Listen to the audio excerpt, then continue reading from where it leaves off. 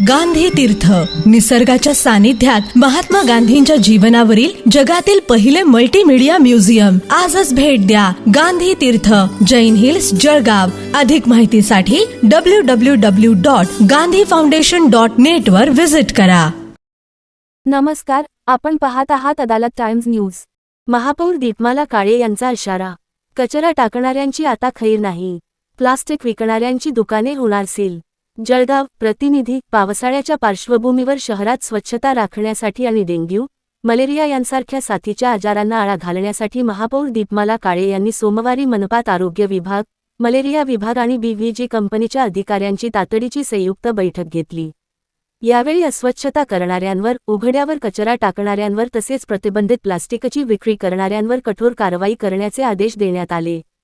विशेषतः खाद्यपदार्थ विक्रेते, उसाचा रस विक्रेते आणि इतर व्यावसायिकांकडून सार्वजनिक ठिकाणी कचरा टाकला जात असल्यास त्यांच्यावर तत्काळ कारवाई करण्याच्या सूचना त्यांनी दिल्या. प्रतिबंधित प्लास्टिकबाबतही महापौरांनी कठोर भूमिका घेतली. प्लास्टिकच्या पिशव्या, थर्माकोल व प्लास्टिक ग्लास यांची विक्री करणाऱ्या दुकानांवर कारवाई करून आवश्यकतेनुसार दुकाने सील करण्याचे निर्देश त्यांनी दिले. प्लास्टिकमुळे नाले व गटारी तुंबण्याचे प्रमाण वाढत असल्याने नागरिकांनी कापडी व जैवविघटनशील पिशव्यांचा वापर करावा, यासाठी व्यापक जनजागृती करण्याचेही आदेश देण्यात आले.